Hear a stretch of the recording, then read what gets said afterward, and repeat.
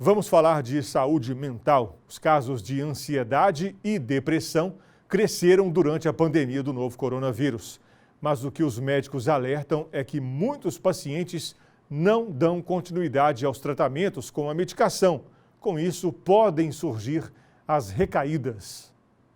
O Rodrigo percebeu os primeiros sintomas da depressão ainda na adolescência. Ele fez o acompanhamento com a ajuda de um profissional e conseguiu levar uma vida normal. Mas cometeu um erro que muitas pessoas fazem quando se sentem melhor. Abandonou o tratamento por conta própria. Chega um momento em que a sua medicação passa a fazer efeito, realmente, e você consegue estabilizar o seu humor, você já consegue se comunicar, consegue sair, não tem nenhum tipo de trava, vamos colocar dessa forma.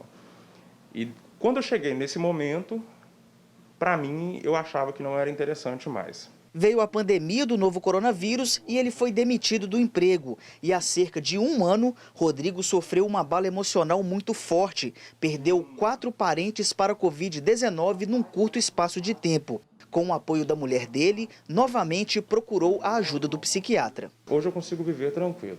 Eu consigo ter minha vida social normalmente, eu consigo lidar com pessoas de uma forma mais simples. Hoje eu estou na fase em que eu considero estável, venho fazendo acompanhamento e só vou parar dessa vez realmente quando for autorizado pelo meu psiquiatra. O psiquiatra explica que em situações como perda de emprego, fim de relacionamentos ou morte de pessoas próximas, é comum os pacientes terem um abalo emocional. Mas quando os efeitos atrapalham a rotina da pessoa e causam prejuízos, como apatia, perda de apetite e sentimento contínuo de tristeza, é necessário ligar o sinal de alerta e procurar ajuda. Um estudo publicado por uma revista científica aponta que os casos de depressão e ansiedade cresceram cerca de 30% durante a pandemia. E pacientes psiquiátricos que antes estavam estabilizados acabaram tendo recaída. Eu notei, no meu consultório pelo menos, uma alta, não vou dizer de pacientes, não são novos pacientes, assim, de modo geral. Ou, às vezes, os próprios pacientes que já tinham um viés psiquiátrico, entende? Já tinham esse cunho emocional assim, prejudicado, ficaram muito impactados com a pandemia. Então, alguns deles eu tive uma queda, exemplo, alguns que já estavam estáveis, desestabilizaram no ambiente de pandemia, e várias pessoas criaram algum tipo de paranoia também, sabe, com o ambiente pandêmico. No Brasil, segundo o Datafolha, de cada 10 pessoas, pelo menos 4 tiveram sintomas de ansiedade e depressão ao longo da pandemia. O médico destaca que para manter o bem-estar é importante as pessoas estabelecerem alguns limites nas relações pessoais, aprender a dizer não e, muito importante, não tentar agradar todas as pessoas. É basicamente linha de relacionamento, quer dizer, informar a qualquer que seja a pessoa quando ela te interfere em algo, ela invade o seu espaço, sempre que isso acontecer, que você o informe, entende?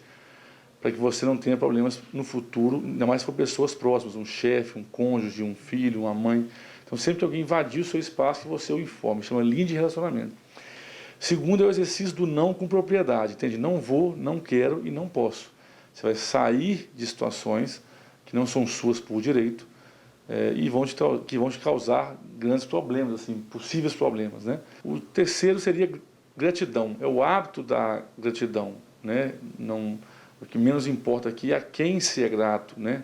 Porque cada um tem uma religião, pode ter uma crença, mas é o hábito de ser grato, porque os meus defeitos, vou dizer defeitos, as minhas limitações, eu mesmo e as pessoas, eu me conoto e as pessoas também me informam muito mais meus defeitos, minhas limitações, do que minhas qualidades.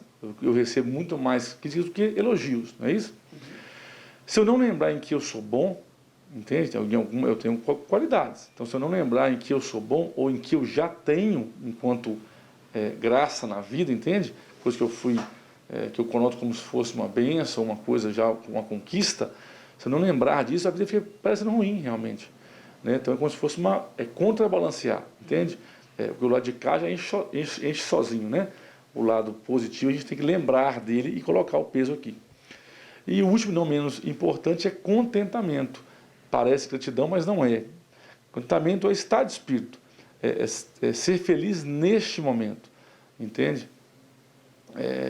Você pode estar hoje no carro que está, pode se imaginar em algo muito maior, tá? Estou dizendo assim, num outro patamar, mas que esteja feliz neste momento me entrevistando, por exemplo. É isso que eu estou dizendo, né? Nesse consultório, nesse local, nessa data, nessa cidade. Então, o ser humano vive de sonhos, o ser humano vive de projetar algo, é o que dá motivação, de acordar para um novo dia. Mas ele tem que estar feliz do ponto que ele já está, ele tem que estar contente com o processo. Isso é o que eu estou querendo dizer.